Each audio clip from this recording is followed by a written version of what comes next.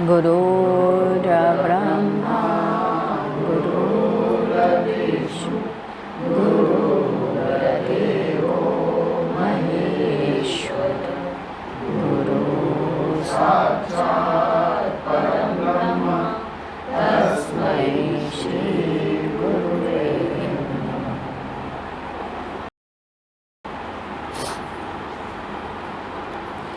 20 दिसंबर सन 1993। प्रश्न उठा, क्या जल देने से सूक्ष्म शरीर या मरे हुए व्यक्ति की आत्मा को जल मिल जाता है? गुरुदेव ने कहा, यह पूर्णतया सत्य है। जल देने से उन्हें प्राप्त होता है। उस संबंध में उन्होंने कुछ सच्ची घटना का उल्लेख किया। कहे, भाव प्रमुख है, वही से उन्हें प्राप्त होता है। गुरुदेव बताए कि उनके यानी गुरुदेव के नाना एक झूठे हत्या के मुकदमे में फंस गए। सभी वकीलों ने अपनी असमर्थता प्रकट कर दी। फैसला होने को था। नानी ने नाना को तिलक लगाया। वकीलों से कहा, मुझे विश्वास है कि हम जीतेंगे। मैं एक पतिव्रत स्त्री हूँ। मेरे में परमात्मा के प्रति पूर्ण आस्था है।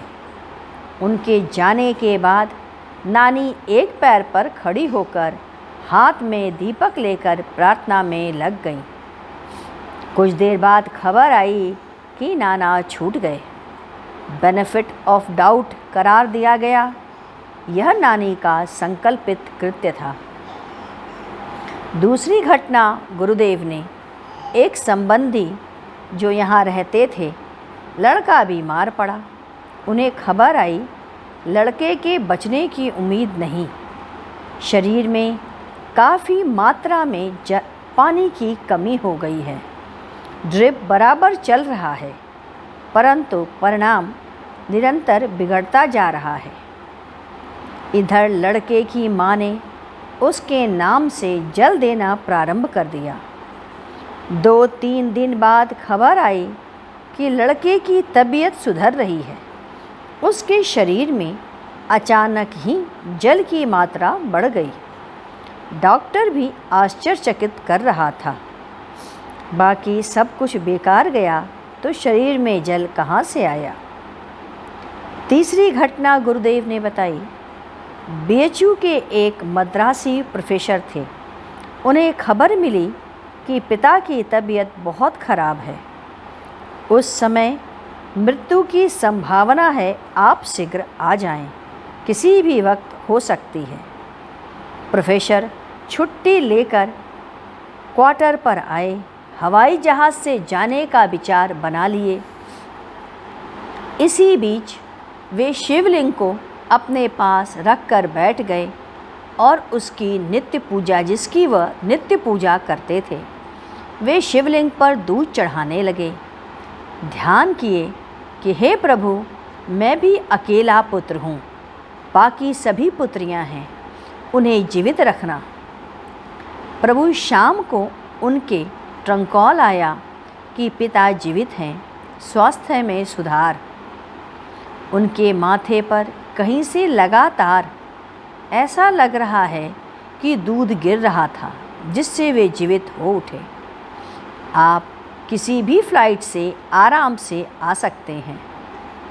यह घटना दैनिक पेपर में भी बड़े सुर्खियों में छपी थी। गुरुदेव ने कहा, धर्म युग में एक घटना आई थी। गया जी में पिंडदान कराने वाले पंडित रघुनाथ जी की। कुछ लोग जो पिंडदान करने आए थे, उन्होंने कहा, मुझे विश्वास नहीं होता कि मेरे पिंडदान करने से उन्हें प्राप्त हो जाता है। पंडित रघुनाथ जी ने कहा, आप बैठें, पिंडदान करें, मैं यह कार्य करवाता हूँ। यदि स्वयं उन्होंने अपने हाथों से पिंड नहीं लिया तो आज मैं अपनी पोथी और पुस्तक नदी में फेंक दूंगा और हमेशा के लिए पिंडदान कराने का यह कार्य त्याग दूंगा। नदी के किनारे पिंडदान की क्रिया प्रारंभ हुई। कैमरा लगा दिया गया था। देखा गया एक हाथ नदी से निकला और ऊपर की तरफ आया। पिंड उसी हाथ पर दे दिया गया और फिर वह लुप्त हो गया। आपके द्वारा दिया गया जल मृत्यु को प्राप्त हुए पूर्वजों को अवश्य मिलता है। इसमें उन्हें तृप्ति होती है और संतोष मिलता है। कमल के पिता राम सेवक सिंह, बलराम के भाई अशोक तीनों मृत्यु को प्राप्त हो चुके थे। गुरुदेव ने उन्हें बुलाया भी था। राम सेवक, जो कि उसकी गर्मी को बर्दाश्त न करने के कारण टिक न सके, किंतु कमल के पिता और अशोक वह तो आए और बहुत सी बातें उन्होंने गुरुदेव को बताई, जो कि बाद में उन्होंने कमल को और अशोक के द्वारा सामने लाई गई, जो कि सत्य भी निकला। इसलिए आपके द्वारा किया गया कृत्य आपके भाव की प्रबलता वहाँ तक पहुँचाती है। इसके पश्चात 22 दिसंबर सन 1993 आज हम सब लोगों ने साधना की। गुरुदेव ने स्वयं साधना कराई। ओंकार की ध्वनि, ओम के प्रारंभ मंत्र में आसन अवश्य था। नेत्रों में दोष और विकार न हो, सूर्य भगवान की आराधना किए। ओम खं खगोलकाय नमः का जप करना। आंवला की पत्ती से सूर्य के सामने बैठकर नेत्रों को पोंछना चाहिए। घंटी जागरण के लिए बजाई जाती है। अंदर प्रवेश करने के लिए, उन्हें आकृष्ट करने के लिए यह भाव रखा जाता है। हम इसी हेतु घंटी बजा रहे हैं, शंख बजाते हैं, जिससे कि पाप शक्तियाँ पलायित हो जाएं। आरती करना ही क्यों है? अरे, आरती के समय कपूर से निकलने वाली ज्योति से संपूर्ण ब्रह्मांड में जा बैठता है।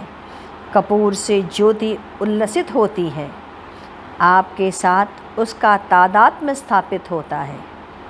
पूरा ब्रह्म यह जान ले कि इस समय तू ही तू है, श्रद्धा बढ़ जाती है। कपूर एक बोधक तत्व है। सारी चीज़ें नश्वर हैं, अनंत सत्ता में भस्म हो जाती हैं। नश्वरता के बोध के लिए ही हम भस्म भी लगाते हैं। आइए हम लोग गुरु कीर्तन करें। ओम मंगलम ओंकार मंगलम, गुरु मंगलम गुरुदेव मंगलम। ओम मंगलम ओंकार मंगलम, गुरु मंगलम गुरुदेव मंगलम। ओम मंगलम ओंकार मंगलम, गुरु मंगलम गुरुदेव मंगलम।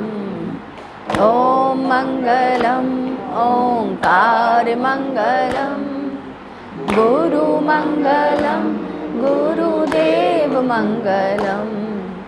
ओम मंगलम ओंकार मंगलम, गुरु मंगलम गुरुदेव मंगलम। ओम मंगलम ओंकार मंगलम, गुरु मंगलम गुरुदेव मंगलम। ओम मंगलम ओंकार मंगलम, गुरु मंगलम गुरुदेव मंगलम। ओम मंगलम ओंकार मंगलम, गुरु मंगलम गुरुदेव मंगलम। ओम मंगलम ओंकार मंगलम, गुरु मंगलम गुरुदेव मंगलम। बोलिए सद्गुरुदेव की जय।